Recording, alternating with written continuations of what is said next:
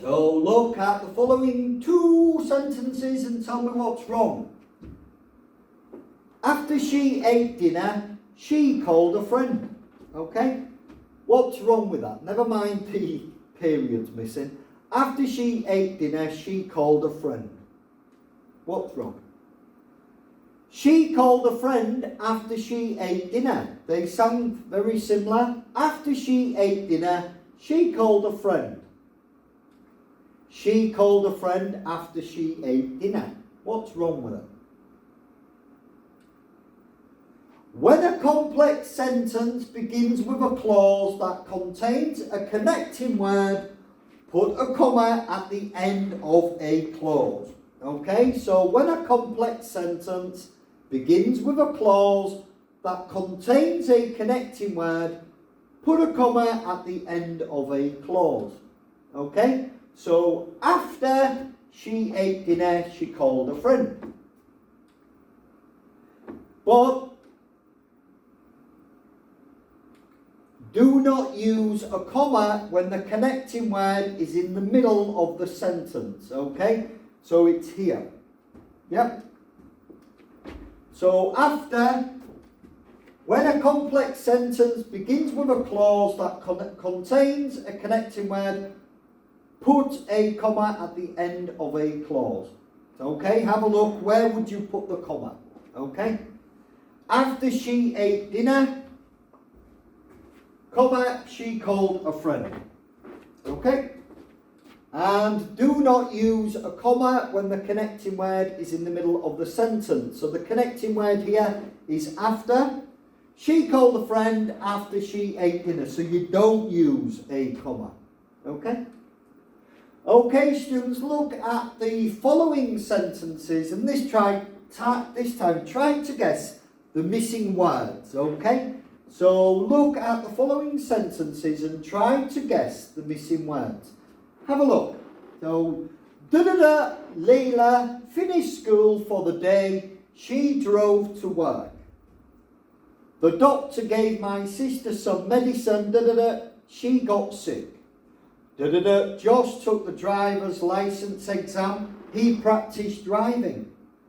There's three missing words. I arrived in Seoul. I toured the city. So what I want you to do is look at the following sentences just for a bit of fun, don't worry, and try to guess the missing words. Layla finished school for the day. She drove to work. The doctor gave my sister some medicine. She got sick. Josh took the driver's license exam. He practiced driving. I arrived in Seoul. I toured the city. Have a look and try to think what's the missing words, please.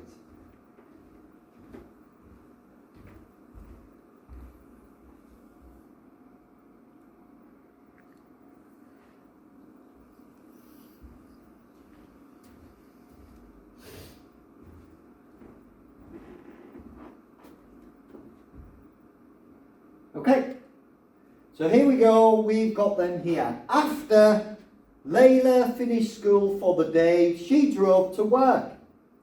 The doctor gave my sister some medicine when she got sick.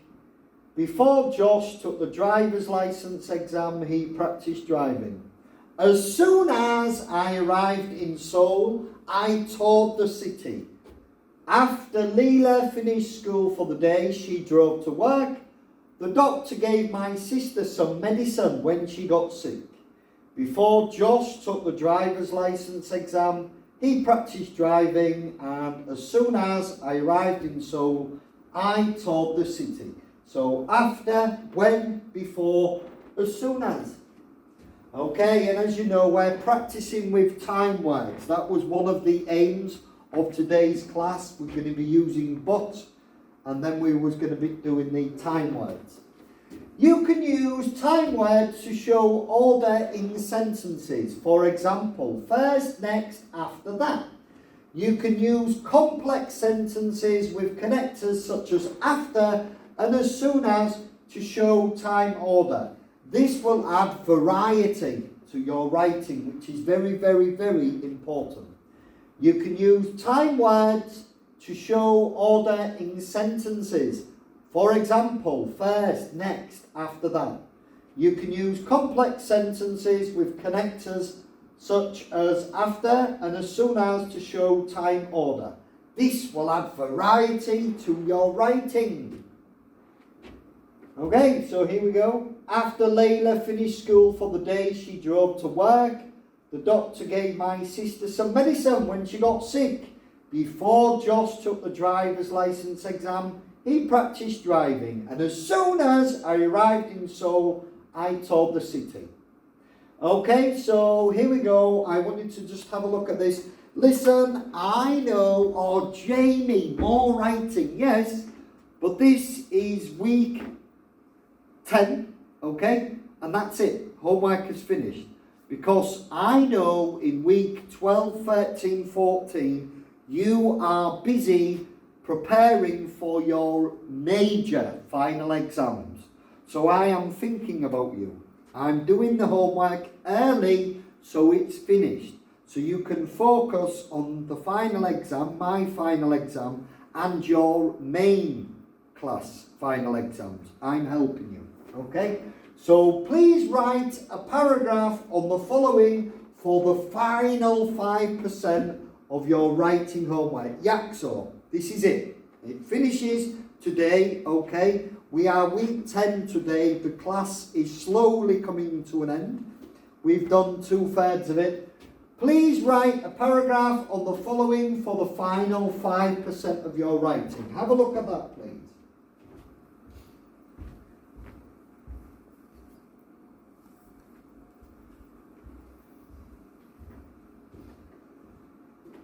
Okay, so you're going to be doing me some writing just for 5%, okay?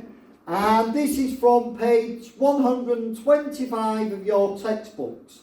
And it's simple. Describe your favourite holiday. I want you to describe your favourite holiday. And it is from page 125 of your textbooks. And I want you to describe your favourite holiday. And complete the paragraph and send it to the LMS system before Tuesday the 26th of May, 11:59 p.m. Okay? Here we go. Complete the paragraph and send it to the LMS system before Tuesday 26th of May, 11:59. Okay? And I want you to remember the following rules because people are still making mistakes. I'm starting to worry, do people actually watch my PPT? Remember the following rules, okay? So, just to get it, you're going to get 6 format rules. You know this. We will quickly do this in 5 minutes. Last time, how to write the perfect paragraph so that you get 5 points, not 4.5. Okay? So, as you know, the paragraph below are 6 format, not grammar, spelling, or vocabulary. What are they? And here it is here. Why I love living in Ujambu and why it makes me happy. And I'm going to show you how to write a perfect paragraph. Ujambu is my home and it is in Gyeonggi-do. Ujambu has great transportation links. It is also famous for Budae Jjigae. That's the end of the paragraph. Okay, so please remember the 6 format rules that I will be looking for in your final paragraph. Okay, so have a look at that, please.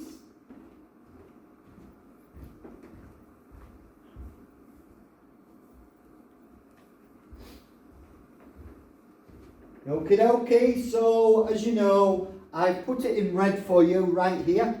Okay, simple guys, you know this. Please don't forget it, okay? Mistake number 1, the title should not be too long. This title is too long. Why I love living in Ujambu and why it makes me happy. Don't do that, please, okay? So the title should not be too long. That's too long. And as you know, mistake number 2, the title should not have a period. Why I love living in Ujambu and why it makes me happy, period. Don't do that. Kick it out. Don't do that, please. Okay? So, mistake number 2, the title should not have a period.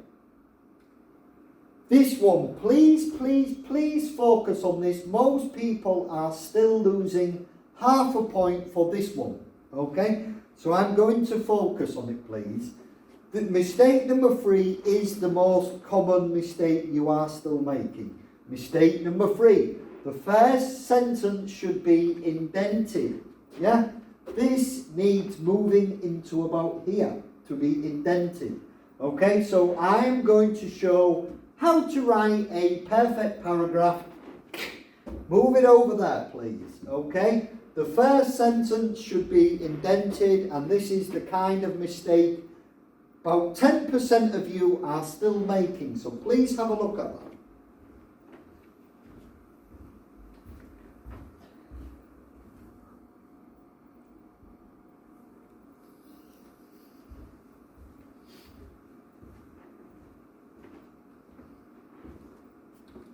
And mistake number 4, the topic sentence should not be too general or too specific. This title is too general. Okay? I am going to show how to write a perfect paragraph. Yeah? Mistake number 4, the topic sentence should not be too general or too specific. This title is too general. I am going to show how to write a perfect paragraph. It shouldn't. It should be about either Ujumbu or Gyeonggi-do. This is not an appropriate topic sentence at all. Please don't do that. And there we go. Where's it gone? Okay, and then, as you know, just quickly, the 2 simple rules. 6 to 10 sentences, then we have a concluding sentence,